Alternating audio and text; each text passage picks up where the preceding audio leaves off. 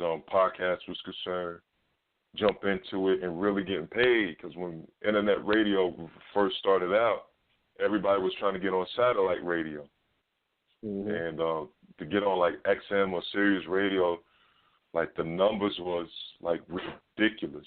Like they said you have to have like 500,000 followers for them to even consider you. Yeah, something crazy. For them, for them to even consider you, you got to have 500,000. Well, hell, if I had 500,000, 500,000 followers, what I need you for? Exactly. So I just took that as, man, if you use your platform at the right place at the right time towards the people, you're dynamic. You can get paid off. You can get the bread for sure. Yeah. So did you end up flipping that 10 Jim gave you? I sure did, man. What you do? I sure did. I sure did. That $10 went towards the Legion of Greatness. Okay. Yeah, because like just listening to your story, like it reminded me of a conversation me and my friend we had like a couple times where it was just like, I don't think you can I think hustlers are like really boring. You know what I'm saying? It may not be something that they tap into their whole life, but if it's in them, something is going to speak to that energy eventually. You know what I'm saying? Because like you can't really teach somebody how to work hard. You know what I'm saying? Like it has to really be something in them that's like, you know what, I got that killer instinct in me that when it's the time, I'm really going to make some moves for myself and really get it popping. You know what I'm saying? So, like I know you really got inspired to do it in a radio game, but, like, really take us to that moment that, like, really, like, your hustler spirit was like, I got to do something. Like, I got to make something pop for myself. You know what? I'll tell you, I want to say 18. And I had, my crew, we would just started doing parties down in D.C., down in Philly, and out in Dallas. Something crazy went on, and somebody got fired from work. And they really needed that money. And I don't think they was fired. My fault. They was laid off. And mind you, this person was there. They was working there, I'm going to say, since they was 14 years old. They was older than us. They was like 26, 27. From 14 to 26, 27, they only took 2 days off. They laid that person off. So, and this is my man Bam. Bam, I know you listening. Shout out to you, man. I got to tell this story. Bam, he came to me. He said, "Look, bro, we gonna make this work." I said, "Man, what are you talking about?" He said, "Man, I got laid off of work." And look, and he's the type of dude. It doesn't matter if he came in at 5 o'clock in the morning. He was at work at 7. He was the first one there, last one to leave. And he was one of the first people they laid off. He came to me and said, "Man, F work." He sat me down. He said, "Man, look, if it's something that you believe in, do it. Don't want to work no 9 to 5 for somebody else to make the decisions." And that was the shining moment for him. Yeah, like I think that all goes back to the what you were saying earlier about what Dame said, how he said there's no security, and somebody telling you to be fired. You know what I'm saying? Because like jobs, they create a false sense of security where it's so constant, it's consistent enough that you think like I'm good here. Like this is foolproof, and really at any given moment, no matter what you give to a company, somebody could just be like, you cut, like you fired, no matter what you got going on. Yeah, absolutely, and that's just the crazy part, because at the end of the day, people got to make business decisions. Corporate America is driven by our elders' wisdom on the backs of young people. So if they feel, to them, they don't worry about loyalty. It's like, hey, it's what's best for business. So I'm just like, and you know, it just came to me. I never want to be put in that position, ever, because people work hard out there. Unfortunately, some people don't have the business mind, or they don't have the opportunity to, you know, have their own business, and they got to thug it out at a 9 to 5. So every day you praying that you don't lose your job. And I just never want to be in that predicament. What is like some principles that you follow in normal life that you apply towards your business life? You know, like with Dame, you know, we always say like being a stand-up dude, you know, being loyalty, being fair, you know, like that's what he applied. That's how he grew up, and that's what he applied towards business. You know, so like, what are some principles that you carry over from regular life that you apply towards business?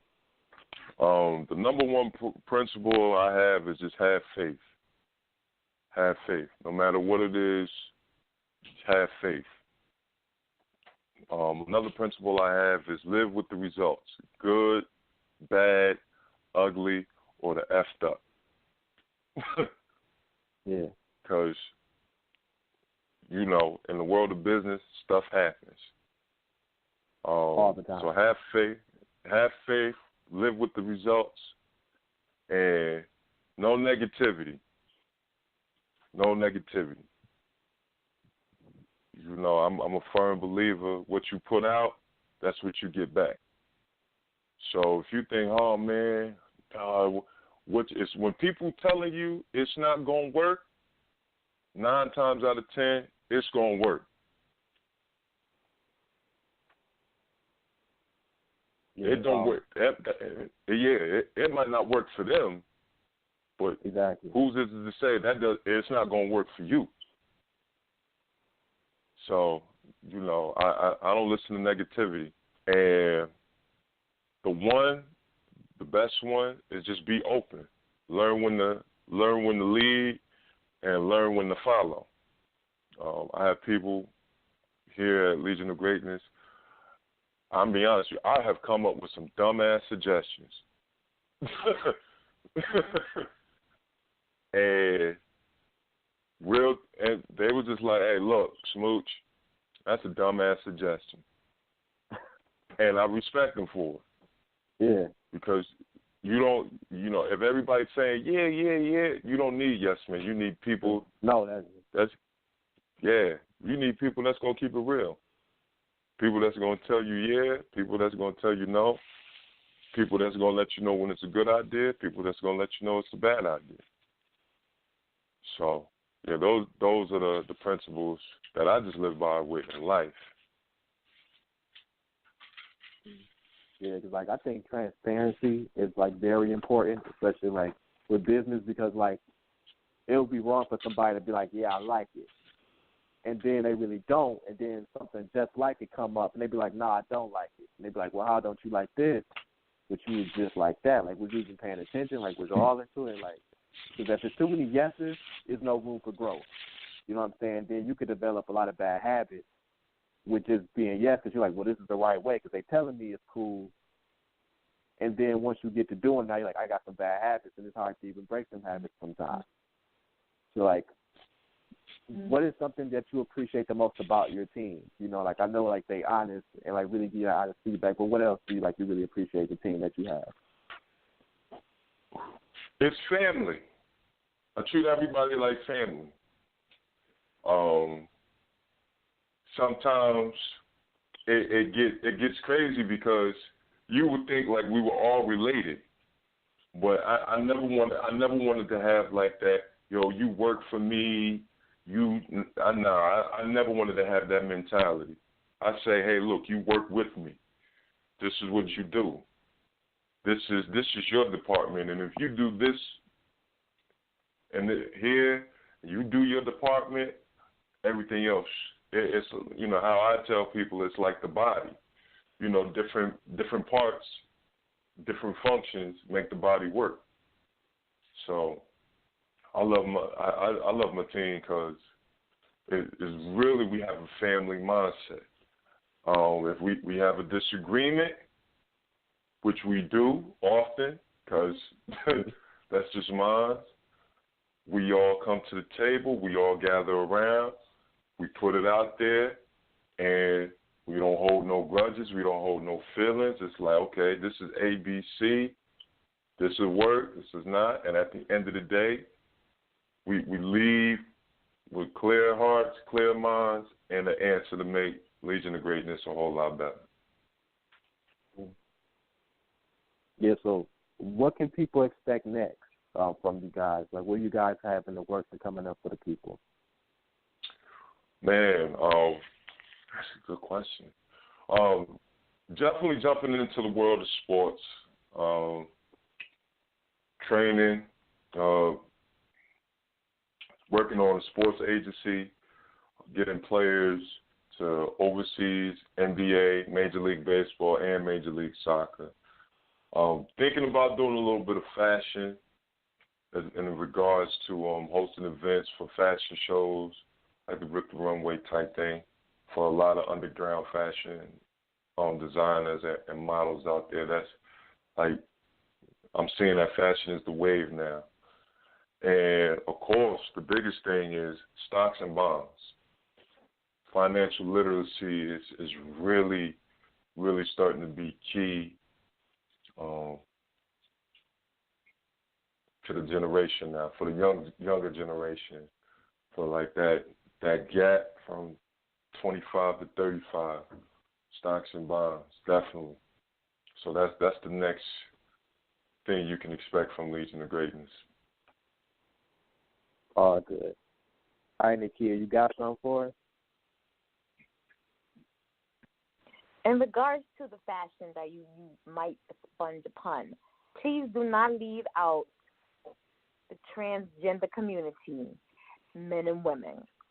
I don't want to hear nobody's mouth, how they just got on Victoria's Secret. So make sure that you include them if you do, jump into the fashion world. Oh, look. They got their going on. Look, if it makes dollars, it makes sense. I don't discriminate. Right. That's right. So we do ask, our artists when they're on the show, and they have, their stage names or whatever, if there's any personality differences between their stage name and their birth name. So, Legion of Greatness, and I was asked this earlier this week. Actually, my mother asked me this.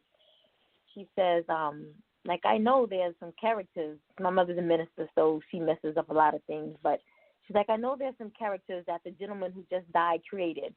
And I said, yeah, Mom, that's Marvel. And she was like, yeah, so like Spider-Man and everything. And I was trying, I don't know who the Justice League is, but I was trying to tell her, like, yeah, Mom, like the Justice League. She was like, yeah, so does he have anything to do with that? Like the Legion of Greatness, does that have anything to do with like Justice League? And Mom, I don't even know, Mom, no.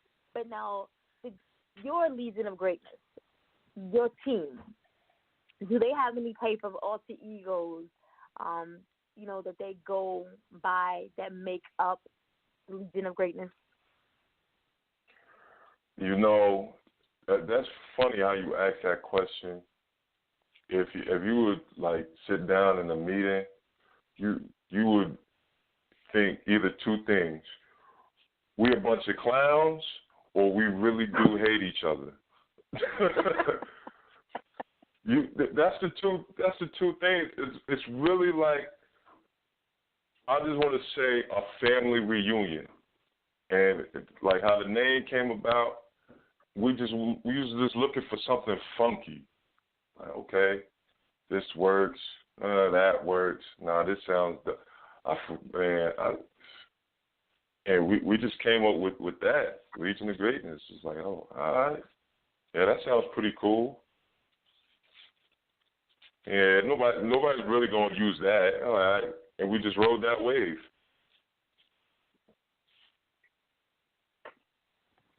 So there you have it, Mother. If you're listening, that's how they got their names. This is the best part of the show for me. I love it. We always talk about, everything that surrounds the career of the guest,